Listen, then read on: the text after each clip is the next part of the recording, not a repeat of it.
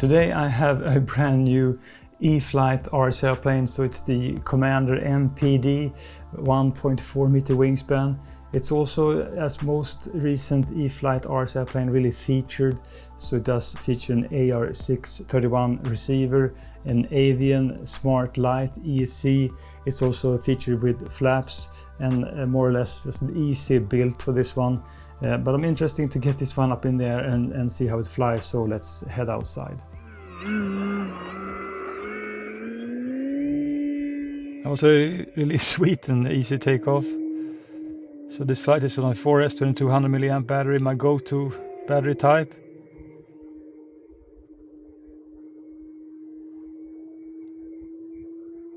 This one just feels really rock steady. I made a few flights prior to this flight just to adjust a few things and check everything out. So I did have to adjust down elevator, but now it flies really level and nice.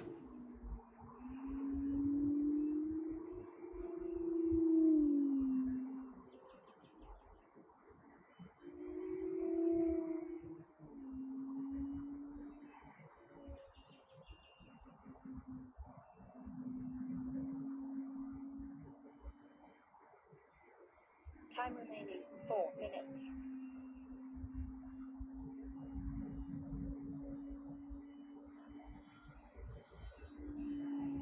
It's really easy to fly this one inverted.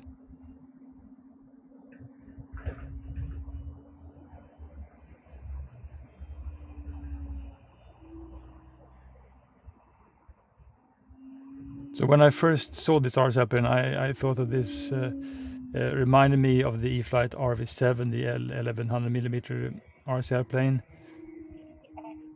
But I think that they are very different in how they fly.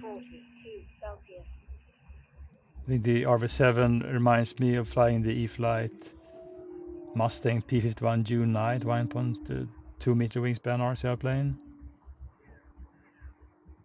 And this one, I'm not really sure which RC airplane I would consider this one to be similar to, because it doesn't fly as like agile and speedy as the Air Tractor 1.5. It is not as like speedy appearance as you have from the Valiant 1.3, which is a really sporty, lightweight RC airplane.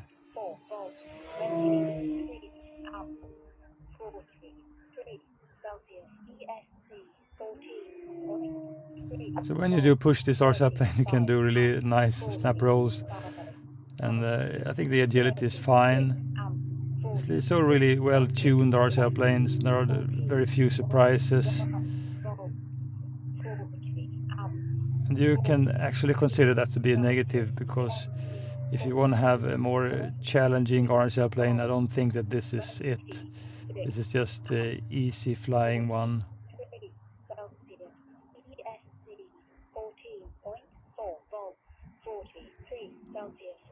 You can also have here the ESC information being read out on my NX10, and I tend to just to set it to voice these days instead of tone for most of my RC airplanes, since I really am annoyed by the beeping. So the voice is at least less annoying.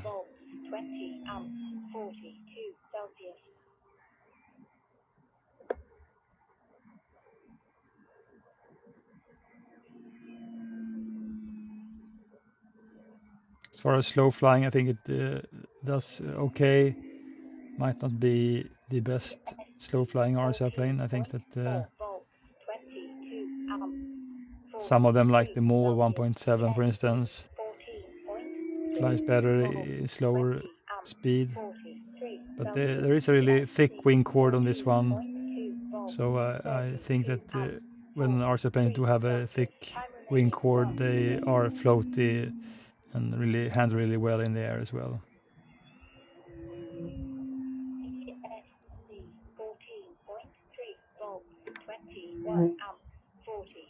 So flaps are engaged, full flaps.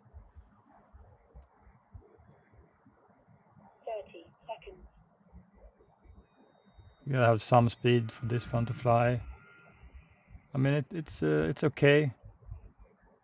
Okay, slow this one down. Let's see how the landing goes. Just killing the throttle, gliding.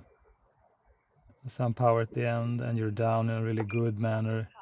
Really well behaved RC plane when it comes to landings. It's this grass field. That's a little bit tendency to nose over. But it's a really well tuned RC plane, this Commander. Honestly, I had expected for this one to be more agile and more aerobatic than what it is. But then again, I think the thing is with almost all E-Flite RC planes is that they are really well tuned. So I mean, they're not over controlled. They just have the right amount of control. But I mean, when you reach like 1.4 meter wingspan, of course it's difficult to have it as agile as like a shorter wingspan. And this one does also feature a really thick wing cord, so it's a really nicely floating RC airplane. And sure enough, I mean, when you do aerobatics, if you do snap rolls or fly inverted or whatever you do, I think it handles just fantastic. But I could also compare this one to the Durafly Slowpoke, which I think is a similar sized RC airplane. That's also feature a thick wing cord, almost the same wingspan, and share a little bit of the same design, I would say. I think the Slowpoke is just super agile and easy to go around and just do lots of things. And then again, I mean, the Slowpoke can be on the verge of over control. So that's just something to have in mind. But this one is so easy to put together, and then you have like this really strong magnet, which is sometimes difficult to remove. So you have this pilot guy on top of the hatch, which is really nicely designed. And inside then you have really huge space. So you put a battery on the tray, and usually there's more or less just one position, which is as far as possible, because you have like this edge on the lid, which when you put this one in, you cannot have the battery too much forward. So I mean, more or less you just find the right spot and then you just fly this one, and it flies great.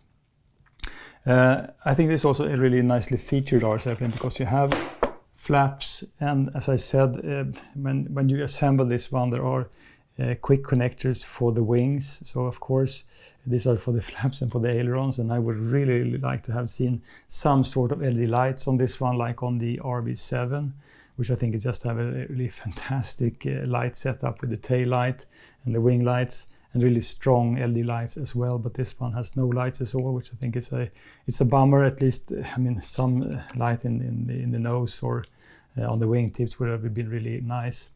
But this one, I think the thing is with the Commander is that it's not the most fun low-wing RC airplane I have to fly. For instance, I do much enjoy to fly, for instance, on the Slowpoke, but also the E-Flite Air Tractor. I think it's much more agile and fun RC airplane to fly. And even if I would compare this one to the Freewing Pandora, I think the Freewing Pandora is also much more floaty than this one. So it's not really the best E-Flite RC plane I've flown, and it's not even like the top 3 or 4 like low-wing RC airplanes. But it's not a bad RC plane. It's like I just want to have more agility and more fun when I fly my RC airplanes.